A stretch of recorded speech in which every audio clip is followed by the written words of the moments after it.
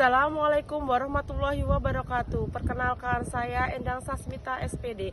Saya mengajar mata pelajaran geografi di SMA Negeri 1 Pasir Sakti, sekaligus sebagai mahasiswi PPG Daljab tahun 2023 program studi geografi di LPTK Universitas Lampung dengan nomor reg peserta 2024248485. Saya akan melaksanakan uji kinerja di SMA Negeri 1 Pasir Sakti. Berikut video praktek pembelajaran saya.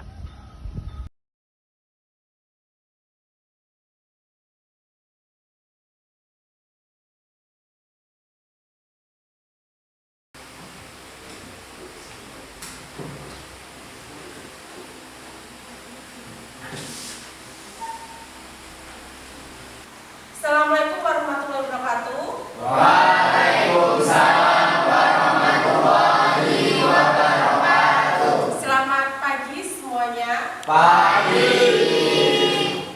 Oke, sebelum kita memulai pembelajaran hari ini, sebaiknya kita berdoa terlebih dahulu yang dipimpin oleh ketua kelas, yaitu Dewa. Silakan dipimpin dulu untuk berdoa. Mari kawan-kawan, sebelum kita belajar kita berdoa menurut agama masing-masing. Berdoa mulai.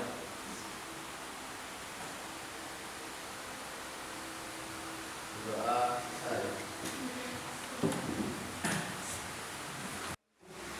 Oke, untuk memulai pembelajaran hari ini sebaiknya ibu absen dulu ya. Dewa, Pelangi, Bunga, Cynthia, Sakit. Kita doakan ya, semoga Cynthia cepat sembuh dan bisa beraktivitas seperti biasa di kelas rujukan kita ini. Amin. Oke, jadi pembelajaran pada minggu ini kita akan mempelajari yang namanya persebaran kebudayaan di Indonesia. Tujuannya kita akan mengetahui persebaran di mana saja kebudayaan-kebudayaan di Indonesia. Ada dari Sabang sampai Merauke, kebudayaan berbeda-beda. Kalau minggu lalu kita mempelajari tentang dinamika kependudukan. Saya tanya, dinamika kependudukan itu yang mempelajari di dalamnya ada apa saja sih? Silakan yang bisa menjelaskan sedikit saja angkat tangan.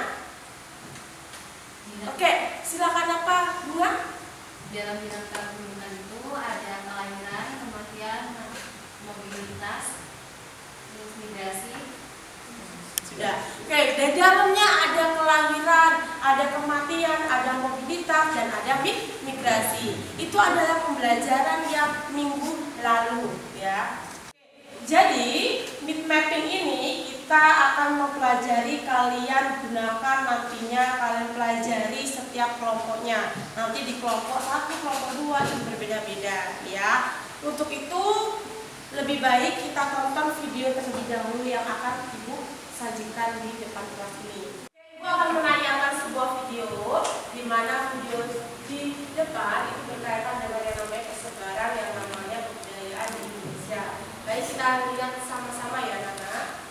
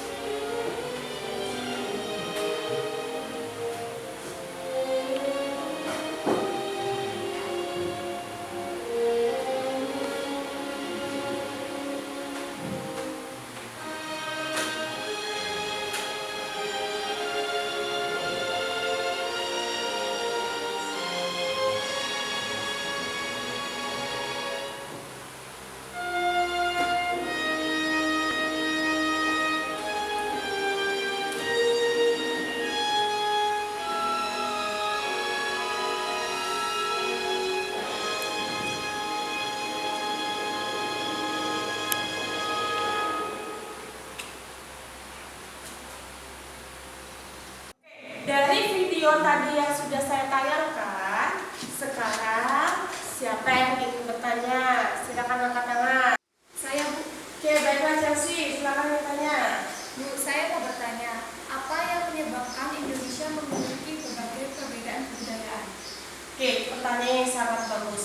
Jadi yang namanya mengalami perbedaan dari Sabang sampai Merauke itu adalah faktor geografisnya, di mana tempat tinggalnya, kondisi alamnya, lalu penduduknya, di mana kalau misalnya salah satu contohnya, seperti kita berada di dataran tinggi, otomatis kita akan dengan tidak sengaja pasti mengikuti yang namanya kebudayaan daerah tersebut. Ketika kita berada di dataran tinggi, dataran rendah, sama kita akan mengikuti kebudayaan tersebut. Di mana kita berada, ya disitulah kita mengikuti kebudayaan tersebut. Ya, itu tadi jelas kan sih? Jelas. Oke, sudah jelas.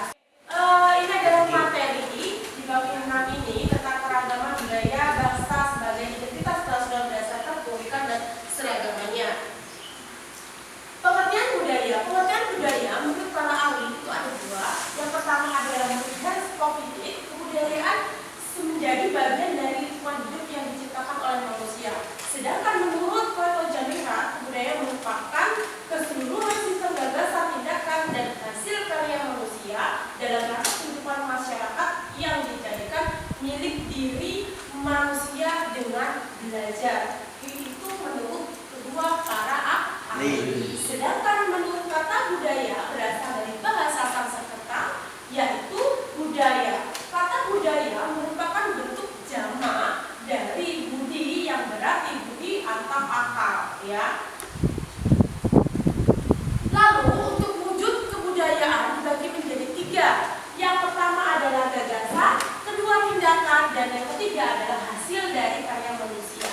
Gagasan merupakan bentuk dari ide atau gagasan nilai, norma, dan peraturan. Tindakan contoh tata upacara tradisional, selamatan untuk bayi yang baru lahir, ya, dan juga jenis tari-tarian.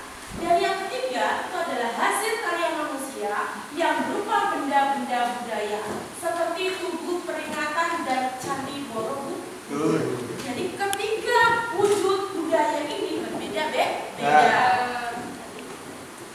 Unsur-unsur kebudayaan ada bahasa, sistem pengetahuan, sistem kemasyarakatan, sistem kerakyatan, teknologi, dan kesenian, sistem religius. Lalu faktor-faktor geografis terhadap kebudayaan, ya, kebudayaan, iklim, faktornya. Ketika kita berada di suatu daerah, jenisnya juga berbeda-beda. Lalu budaya dari Sabang sampai Merauke, yang namanya agama jenisnya berbeda-beda, lalu jenis tariannya, ya, lalu hasilnya Candi Borobudur itu juga tersebar. Bukan hanya Candi Borobudur saja, tetapi ada yang namanya patung-patung monumen, misalnya monumen, ya, seperti di Jakarta, ya, monumen. Lalu ada yang namanya candi. Selain candi, hasil dari karya manusianya, ya.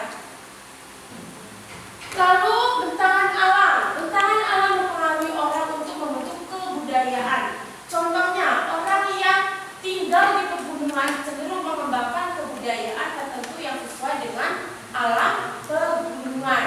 Jadi kalau daerah tinggi, contohnya seperti ini, ya, ada juga sawah yang dia menggunakannya seperti terasering. Itu salah satu kebudayaan. Karena kalau secara sering tidak mungkin digunakan di dataran rendah. Tuh, ya. Itu salah satunya. Lalu ada terletak Indonesia, posisi silang antara Samudra Hindia dan Samudra Pasifik, di mana kondisi yang strategis ini menjadikan daya tarik sebagai bangsa-bangsa asing untuk singgah datang ke Indonesia. Nah, saya ingin bertanya, kita bahasanya berbeda-beda. Satu kelas pun ini berbeda-beda. Ada yang Jawa, Bali, Batak, Sunda, dan sebagainya. Saya tanya, kalau sehari-harinya kalian menggunakan bahasa, pasti bahasanya bahasa dari sesuai dengan orang tua kalian masing-masing. Nah, kalau di kelas ini kalian menggunakan menggunakan bahasa apa? Angkat tangan yang bisa menjawab. Oke, silakan ulangi. Untuk di kelas ini kita bisa memakai bahasa Indonesia karena bahasa Indonesia sendiri merupakan bahasa nasional. Bahasa Indonesia, ya bagus ya. Jadi di kelas ini walaupun berbeda-beda yang namanya bahasa, tetapi kita hanya satu yang kita gunakan untuk alat komunikasi kita dengan teman-teman kita, yaitu bahasa Indonesia. Karena bahasa Indonesia itu adalah sebagai bahasa nasional ya. Jadi sekarang tugas kalian adalah membagi kelompok. Saya akan membagi kelompok di mana satu kelompok itu terdiri dari 4 siswa ya. Silakan sekarang gabung ke kelompoknya yang sudah saya bagikan kemarin. Masih ingat anak-anak? Masih. Silakan kalian ke kelompoknya masing-masing. Oke, jadi hasil dari proyek mid mapping ini ya, di mana tentang kebudayaan, hasilnya kalian membuat mid mapping secara berkelompok, nanti menghasilkan yang namanya mid mapping yang di kelompok masing-masing. Di mana kelompok 1 itu Aceh, kelompok 2 Sumatera Utara, kelompok 3 Sumatera Barat, kelompok 4 Sumatera Selatan, dan kelompok 5 itu adalah Lampung. Baik, saya akan membagikan LKPD-nya ya, LKPD-nya setiap kelompok. Oke, ini adalah kelompok 1 ya, tentang Aceh. Nih, kelompok 1 Aceh. Lalu kelompok 2 adalah Sumatera Utara. Kelompok 3 Sumatera Barat, dan kelompok 4 Sumatera Selatan, dan kelompok 5 adalah Lampung. Nah, dari materi tersebut di dalamnya ada LKPD, ada tujuannya dan ada caranya kalian mengisi, di mana di setiap materi berbeda-beda provinsinya. Jadi kebudayaan kan berbeda-beda, dari yang namanya bagi kelompok masing-masing Aceh sampai ke Lampung ya. Ini adalah di mana saya mengambil dari provinsi Sumatera ya. Jadi juga kertas karton ini saya bagikan setiap kelompok ya, nanti hasil dari mid mappingnya di dalam karton tersebut ya. Nih.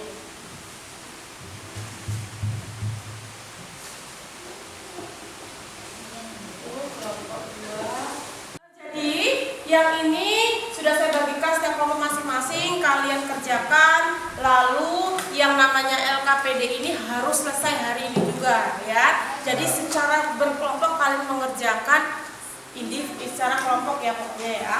Tadi silakan kerjakan setiap kelompok.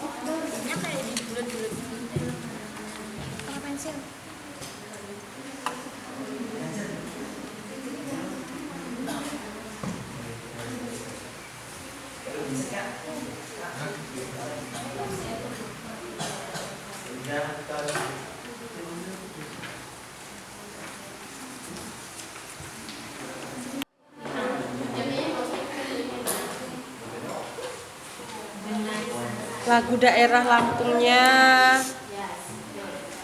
ya, lalu tariannya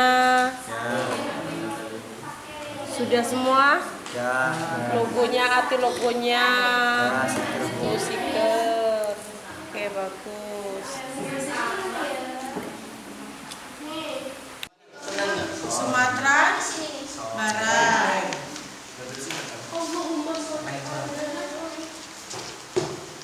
Sumatera Barat.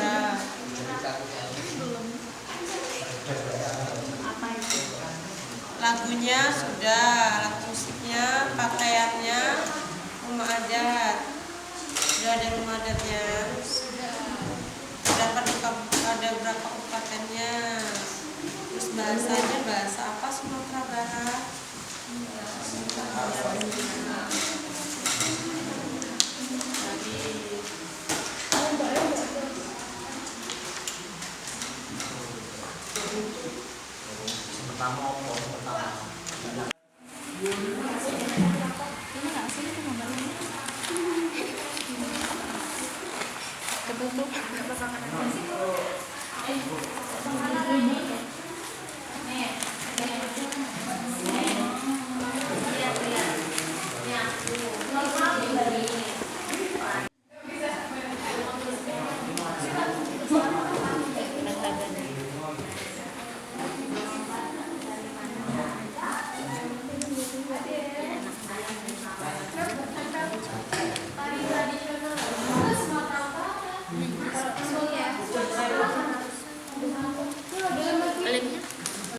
Jadi waktunya sudah habis. Sekarang waktunya kalian mempresentasikan hasil dari mid mapping kalian masing-masing ya. Dimana nanti yang ingin maju dulu itu adalah kelompok 3. Silakan sekarang kelompok 3 untuk mempresentasikan terlebih dahulu. Semuanya maju ke depan ya, seperti biasanya. Silakan.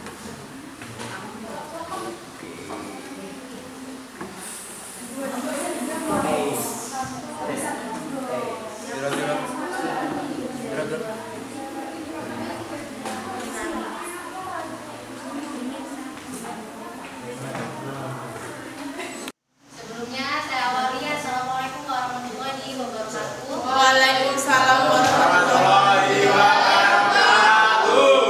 Kami dari kelompok 3 akan mempresentasikan mind mapping hasil dari kelompok kami daerah Sumatera Barat. Sebelumnya kami akan memperkenalkan diri terlebih dahulu. Saya Bunga Putri Sarjani Nurul. Saya Pelangi. Saya Jazza Rubia. Saya Ibu. Saya Kezia. Berikut mind mapping dari kelompok kami. Deskripsi seni budaya Sumatera Barat. Sumatera Barat adalah provinsi yang terletak di pesisir barat Pulau Sumatera. Pada masa lalu, kawasan ini merupakan bagian dari Kerajaan Pagaruyung. Lalu, berkali-kali berubah status pada zaman Belanda, Jepang, dan kemerdekaan. Semula, ibu kota provinsi ini adalah Bukit Tinggi. Kemudian dipindahkan ke Padang. Sebutan Nagari Minangkabau atau Tanah Minang bagi wilayah ini karena sebagian besar suku yang mendiami wilayah provinsi ini adalah suku Minangkabau. Sejarah Tanah Minang bermula dari berdirinya kerajaan Melayu yang bernama Kerajaan Pagaruyung. Selanjutnya kami buka sesi tanya jawab. Yang Saya ingin bertanya, silakan. keistimewaan budaya Minangkabau yang membuat Sumatera Barat unik di antara provinsi lain di Indonesia apa? Baik, saya akan menjawab pertanyaan dari Laura. Jadi, keistimewaan dari Sumatera Barat memiliki banyak kebudayaan. Salah satunya adalah musik, lagu daerah, pakaian adat, dan tarian anehnya. Baik, sudah. Apakah ada yang mau bertanya lagi? Oke, silakan yang ingin bertanya lagi angkat tangan. Saya mau bertanya, Silakan. apa sih ciri khas dari Provinsi Sumatera Barat tersebut? Baik, saya akan menjawab pertanyaan dari Azahra. Apa ciri khas dari Sumatera Barat? Ciri khas dari Provinsi Sumatera Barat adalah makanan tradisionalnya yaitu adalah rendang, di mana rendang sendiri sudah dikenal di seluruh Indonesia, bahkan mancanegara. Baik, apakah lebih jelas atau sudah cukup? Sudah cukup. Sekian presentasi dari kelompok kami. Kurang lebihnya saya mohon maaf. Pamit diri. Wassalamualaikum warahmatullahi wabarakatuh.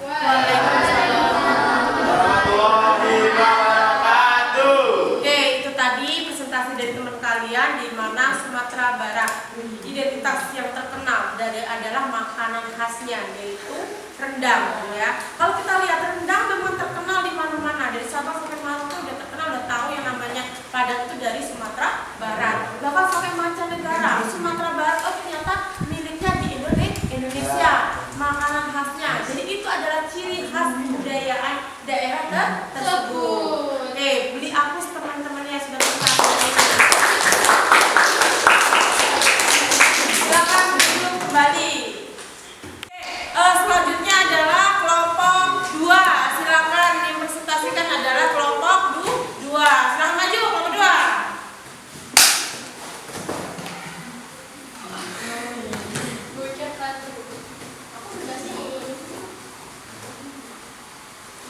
Kami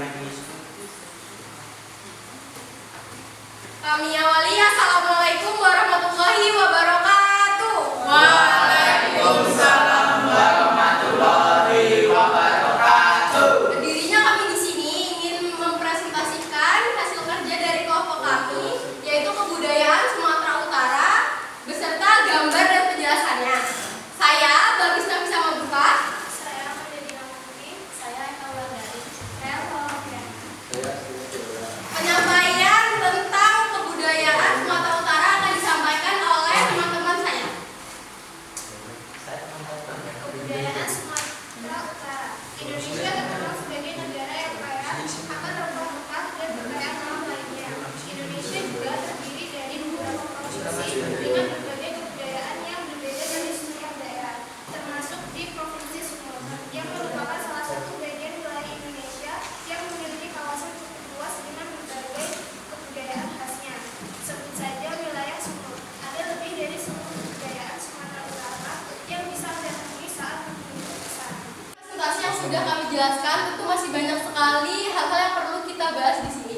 Maka dari itu, saya membuka 2 sesi tanya jawab. Dipersilakan yang ingin bertanya. Ya, saya ingin bertanya, Silakan. Husen. apa suku yang paling banyak mendiami wilayah Sumatera Utara dan apa bahasa yang paling sering digunakan di sana? Terima kasih. Terima kasih atas pertanyaan yang sudah diberikan. Akan dijawab oleh teman saya. Percuma, Bu. Di sini saya akan menjawab suku yang paling banyak di Sumatera Utara adalah suku Batak dan bahasa yang sering digunakan juga bahasa Batak. Apakah cukup? Ya, cukup. Selanjutnya, apakah ada yang ingin bertanya lagi? Saya. Silakan. Saya akan bertanya apa saja ragam tarian yang ada di Sumatera Utara. Terima kasih atas pertanyaan yang sudah diberikan. Akan dijelaskan oleh teman saya. Jadi tari yang ada di Batak itu yang paling terkenal adalah tari toptor. Ada juga selain tari toptor ada tari serampang 12, ada juga tari persembahan, tari sigale, dan tari pisau sulit. Terima kasih. Apakah cukup? Terima kasih. Terima kasih atas waktu dan perhatiannya. Bila ada salah-salah kata, saya mohon maaf. Saya akhiri. Wassalamualaikum warahmatullahi wabarakatuh. Waalaikumsalam warahmatullahi wabarakatuh. Oke, itu adalah presentasi teman kalian di mana Sumatera Utara ya. Banyak Sumatera Utara ciri khasnya terutama adalah agamanya, lalu sukunya kebanyakan adalah suku Batak. Di sana juga terdapat tari-tarian yang berbeda-beda ya. Ada tarian tora-tora yang dia khusus untuk yang menikah ya, ketika acara untuk menikah dan juga untuk acara pesta dan lainnya. Beri tepuk tangan untuk kelompok 2.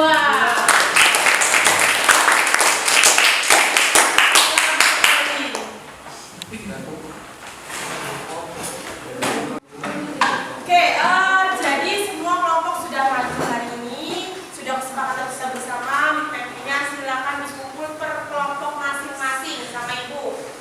Oke, silakan kumpul sini.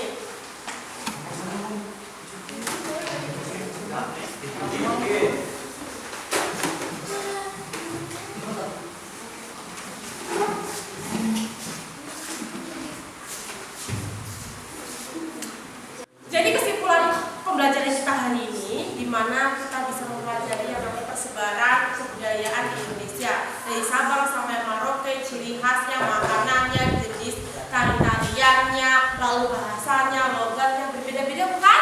Iya.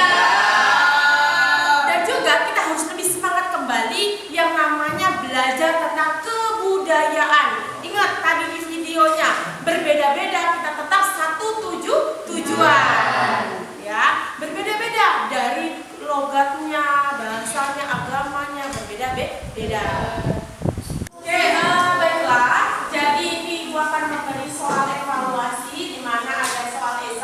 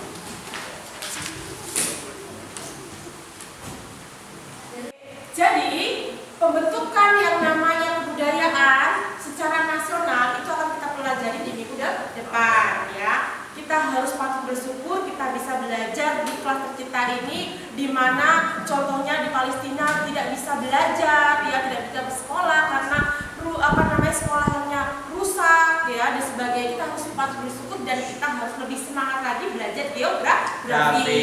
Oke, untuk itu pertemuan kita pagi hari ini silakan dipimpin doa terlebih dahulu.